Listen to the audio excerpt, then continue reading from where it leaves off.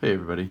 So we're going to be working with a general strategy for solving linear equations. So far what we've done is we've solved equations using the properties of equality where we just had like one step. We've had two-step equations. We've solved equations with variables and constants on both sides.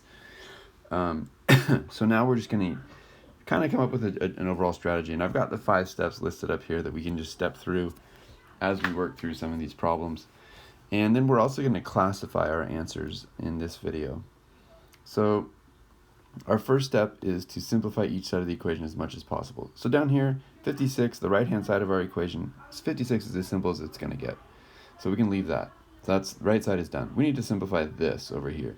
We've got to distribute, as it says here, use the distributive property, and then it says to combine like terms. So let's do that right now. So I've got 51 plus 20 minus 5g equals 56. So we've taken care of our step 1 almost. We just need to combine our like terms now. I've got these two constants here, they can be combined. So they will combine and make 71, and then we'll have minus 5g equals 56. Notice I'm changing one thing per line as I work down the page, keeping my work nice and neat and easy to follow. So now step 2, collect all the variable terms on one side of the equation. So we already have that actually in this problem because all of our variable terms are on the left-hand side. I've got a constant term here and here. I've already got my variable terms on the left. Then step 3 says collect all the constant terms on the other side. So I've got my variable terms over here. I'm going to move this 71 over to the right-hand side by subtracting 71 from both sides and subtracting 71 from here. So 71 minus 71 is just 0, and then that'd be 0 minus 5g, which is negative 5g is left on the left-hand side. And then we have 56 minus 71, and that will give us negative 15. Okay, so we've got all of our constant terms on one side, all of our variable terms on the other. So now we just need to move on to step 4, which is to make the coefficient of the variable term equal to 1. So right now it's equal to negative 5. So we're multiplying g by negative 5. Remember, we're trying to undo what's happening to g. So I'm multiplying it by negative 5. So to undo that, I will divide by negative 5. And that will also address step 4, which says to make our coefficient equal to 1. So I'll divide this by negative 5. So now I get g is equal to negative 15 divided by negative 5, which is 3. So this is our solution. Okay, so we have used the multiplication or division property of equality. We did that here. Divided both sides by negative 5. And then we stated the solution of our equation, and that's here. Last is to check the solution, so we'll do that really quickly here. Plug in g into our original equation. So 51 plus 5 times 4 minus 3, is that equal to 56? So you just go through and we'll just simplify the left-hand side. So this will be 51 plus 5 times 1. Is that equal to 56? 51 plus 5. And then this is 56 equals 56. So that checks out. So 3 is our solution, and it works. So that is the solution to that equation. Now we're going to classify this. We'll call it classification. Sound it out. So this one, because it has one solution, one specific solution, and all the rest of the numbers do not work, this is a conditional.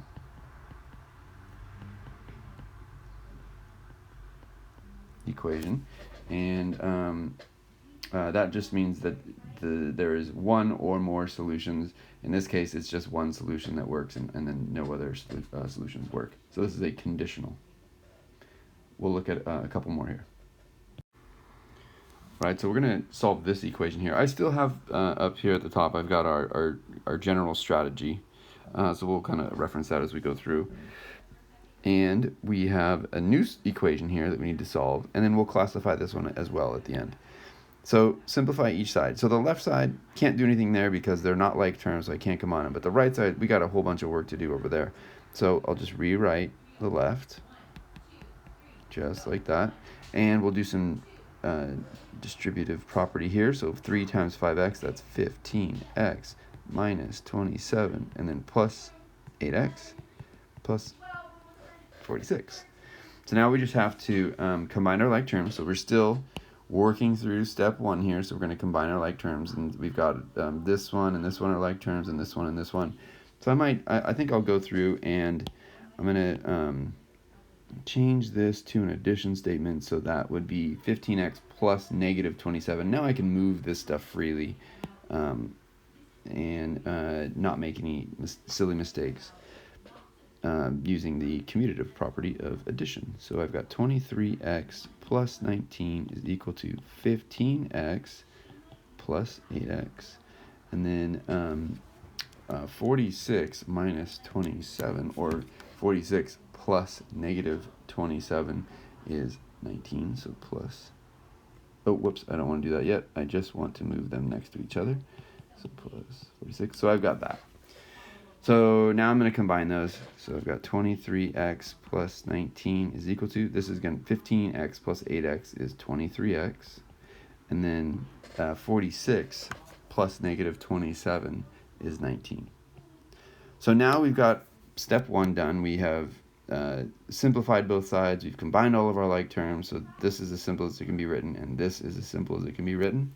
So now I'm going to collect all my variable terms on one side of the equation. So I'm going to start by, I'll just subtract the 23x from this side, and I'll also subtract 23x from this side. This leaves 0 plus 19 on the left, which is just 19. And then on the right, it leaves 0 plus 19 as well. So now we just have 19 there.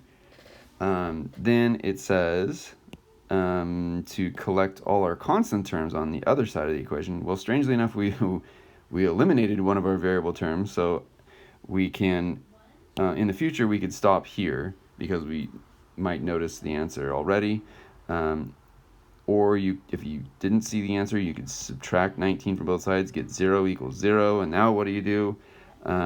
We don't have a variable term, so we can't make the coefficient equal to 1.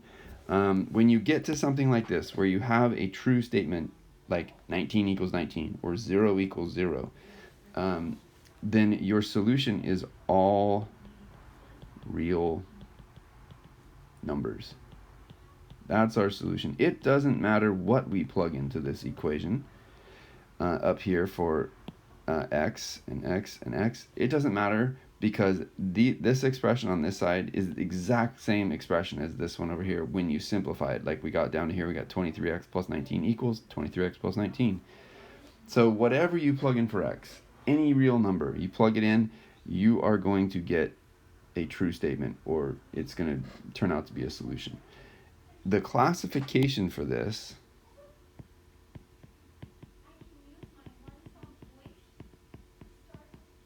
is called an identity. This is the identity. Okay, when all real numbers will work as solutions for an equation, you have an identity. Let's look at one last one. Okay, one last problem here. I still have our general strategy up here, our 5 steps. And so we're going to start by using the distributive property. I've got 3x plus 5x minus 7 equals, and then this will be 8x plus 8. And I can't simplify anything more on the right, but I can on the left. I can add the 3x and the 5x together and get 8x minus 7 equals 8x plus 8. So I've got 8x minus 7 equals 8x plus 8. So I'll move on to the next, collect all variable terms on one side. So I'm going to subtract 8x from here, and I'll also subtract 8x from the right to keep it all in balance. So I'm left with just negative 7 on the left and positive 8 on the right. So my next step is to collect all constant terms on the other side. But you'll notice that we've eliminated a variable term again, and so in the future we could actually stop here. But if I didn't notice that there's an answer to this already, I could combine my constants on one side. So I'll add 7 to both sides. So now this is 0 equals 15. Okay, what happened here is this is not a true statement. Negative 7 does not equal 8. This is not a true statement either. 0 does not equal 15. And when you get into a situation like this, like if you look at these two expressions, 8x minus 7 equals 8x plus 8. This one is always going to be larger when you plug in a value for x here. You're going to multiply by 8. You're going to do the same thing on this side.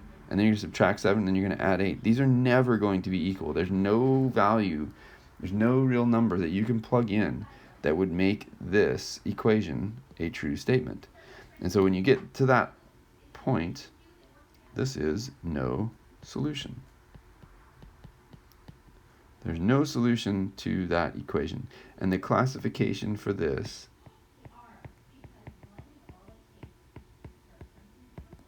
classification here is it's a contradiction.